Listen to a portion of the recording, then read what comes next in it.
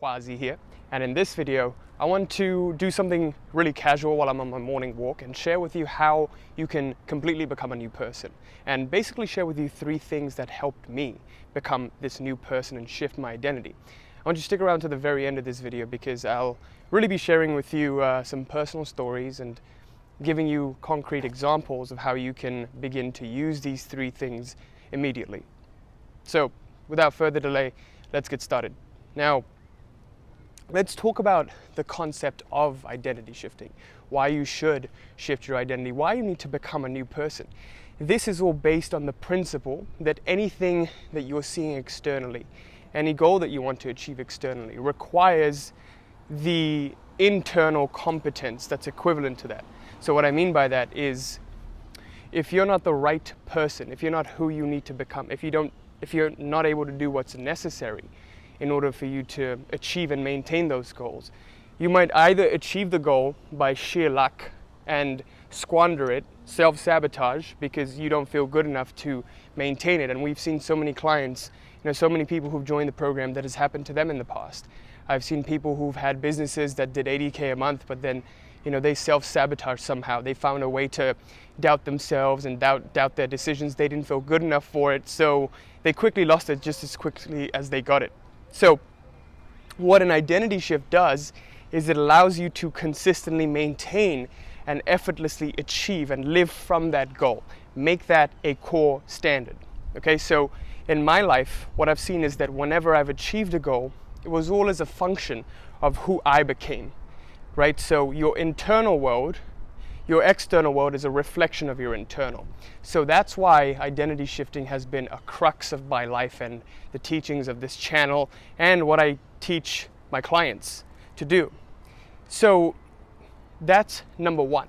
Now, the number 2 thing is most people just blindly, try to shift their identities without getting clear on what it is they truly want, right? So it always begins with a clear picture of what you want to achieve. And then when you externally see what you want and you get clear on that, then you can get clear on who it is you need to become to achieve that.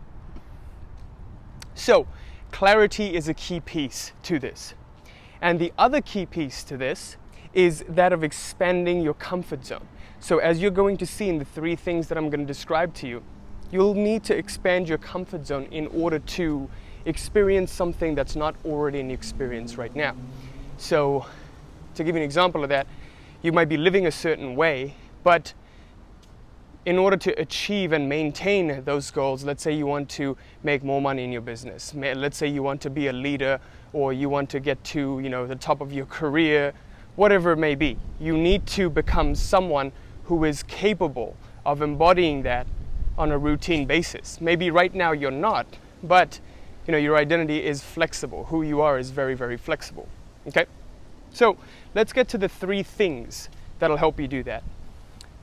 Number 1, the number 1 key thing that helped me shift my identity and become a new person was changing my environment. So this is both the physical and the social environment. Okay? To give you an example of that, I was at school and in college when I first started this journey of growing my business and entrepreneurship. And what I saw was that, in my immediate environment, there were people who were just looking to get a job or looking to coast by through life and just be satisfied with being mediocre. And that's not something that I wanted for myself. So surrounding myself with these people wasn't benefiting me in any way. So why does surrounding yourself with like-minded people, and why can't you achieve your goals from having the same friends, you might be wondering? Well, you can, but it's just you're the average of 3 of your closest friends, and this is because of a concept called pendulums. If you click up here, there's going to be a little eye somewhere up here. You'll see a video about what pendulums are, and essentially a pendulum is an energetic structure that has like-minded energy, that extracts energy from like-minded individuals. So to give you an example, a sports team, supporters of a sports team, religious groups, they're all pendulums. So if you surround yourself with like-minded people, you're going to start to think like them. And this pendulum will extract your energy from like-minded thinking. That's why there's this thing called mob mentality. Sometimes people do crazy shit and they don't even know why they did it. They're like, oh, I just got caught in the moment. It's because this pendulum extracted your energy. So when you surround yourself with like-minded people, these pendulums are going to extract your energy, make you do things that you wouldn't have consciously chosen to do. Here's the flip side of it. There are constructive pendulums and destructive ones. So you can surround yourself with like-minded people who benefit your growth and like-minded people who are destructive to your growth. So it all again depends on what your goals are. So I had to go from surrounding myself with people who were destructive to my goals, who wanted to party all the time and wanted to do things that gave them a quick burst of dopamine, things that brought an instant gratification, to people who were more business oriented and they wanted to grow, they wanted to start up as well. So when I started to change my social environment, that's when I started to become this new person. This aided the transformation in becoming a new person. The other thing is the physical environment as well, your immediate environment. That also plays a huge part because chances are you've cultivated a certain identity based on how you place yourself in your environment. If you've been living at home with your parents, which is what I used to do, I was a different person there. As soon as I moved out, I had different responsibilities immediately, and that prompted me into becoming a different person. So I imagined myself being a different person in this environment, and it became a self-fulfilling prophecy. So now you can see the power of expanding your comfort zone. This is something that was outside of my comfort zone. And when I did something outside of my comfort zone, it allowed me to grow. It allowed the sphere of my world to expand a little bit. So that's number one, environment. Number two is kind of funny. It's your appearance. So what I mean by that is if you start to dress and look a certain way, and you've been doing this your whole life, the other subtle characteristics, the other subconscious characteristics are tied in with that. So your mannerisms, your habits are all going to be tied into how you dress. All of a sudden, if you get a haircut or something completely different, now you have an opportunity, a gateway, again, expanding your comfort zone to becoming someone new. So what I did was I imagined myself to be a completely different person, someone who's fit to running a business, someone who can stay in and work long hours and not want to party all the time, because that's the kind of person I was. But now I'm the kind of person who can stay quiet, introverted, and focus. And I imagined myself to have shorter hair when I did that. So I just got a haircut. And according to that, I aligned myself to this shorter haired version of Quasi, who now focuses, who works on growing his business, right? And as a result of that, I was able to achieve what I wanted. Appearance is a big one. So I used to dress really flamboyant. Now I just don't care about how I dress. I just wear simple stuff. Yeah, I keep my hair short, everything neat and tidy. I was more of aloof, you know, in my hair, my appearance, I was more like rugged and like had longer hair, a crazy beard. If you go back to my older videos, you'll see that as well. Changing your appearance is a big part of it too. That's number two. Right. Number three is changing your lifestyle. What do I mean by that? My lifestyle when I was at a certain period of my life, when I was back in college, that college version of myself, was stay up as late as you can, like 2, 3 a.m., go to bed at 4, and then wake up at 12. And I still made the videos and did all of that in that lifestyle. And I was eating a different way.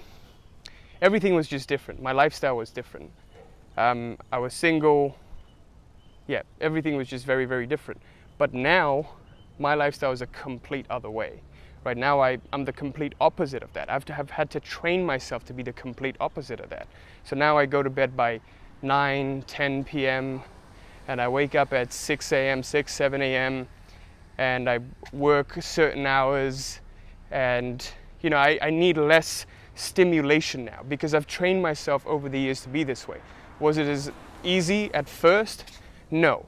But again, this goes back to that crux of I needed to know, I needed to get clear on who I needed to become in order to have a successful business, in order to be that revolutionary coach, you know, in order to have that mansion in LA and that car that I wanted. So all of those things, I had to reverse engineer it to who I needed to become in order to be able to move towards that, to see movement towards that.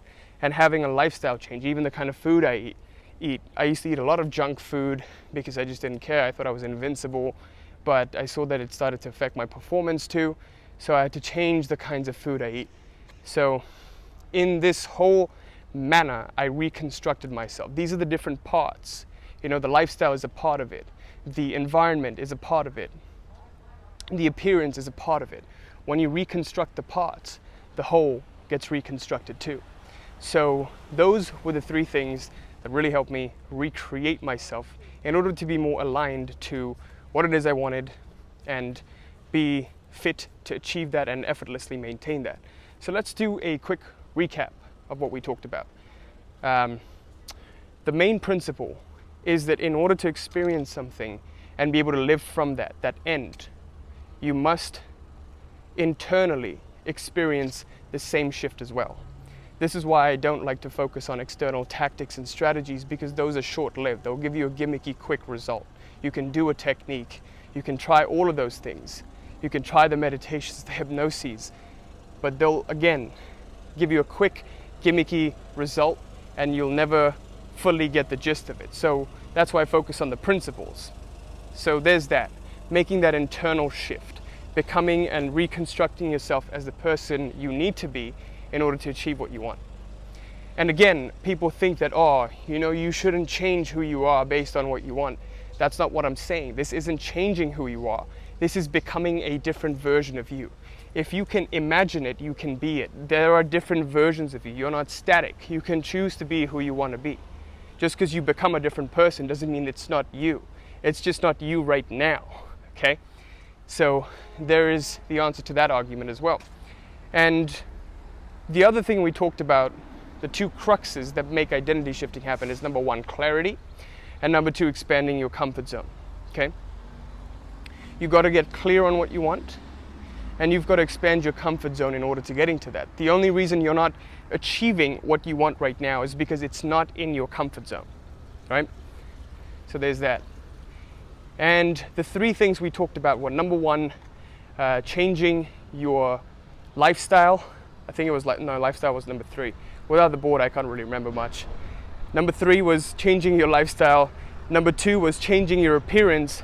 And number one was changing your environment, both your social and your physical environment. If you do these three things, you'll start to notice an immediate shift. And I'm making this video because yesterday I did this test, I think it's a Gallup Strengths Finder test. And I talked to this coach and I showed him my results when I did it 3 years ago or 4 years ago when I was back in college, and my results now. And he's like, in the 16,000 people that I've interviewed and I've done this coaching with, I've never seen such a drastic change, because I didn't have any of the strengths, the top 5 strengths or something that I had in the new one that I did. So this was something insightful to see how different I've become, right? So yeah, I hope this video was helpful. Let me know what you thought of this style. I know I'm panting a little bit because I'm not used to talking while I'm walking, but let me know in the comments what you thought of this, what kind of videos you'd like to see, if this was genuinely helpful or not. By the way, I made a free bootcamp for you, an identity shifting bootcamp. If you click on the link in the description, I'll pin it. You can enter your email and sign up for exclusive bonuses in our list. I share stuff there that I can't really share on the channel. So if you just click down on the description, you'll be able to sign up for that. And yeah, thank you guys for watching. Till next time. Peace.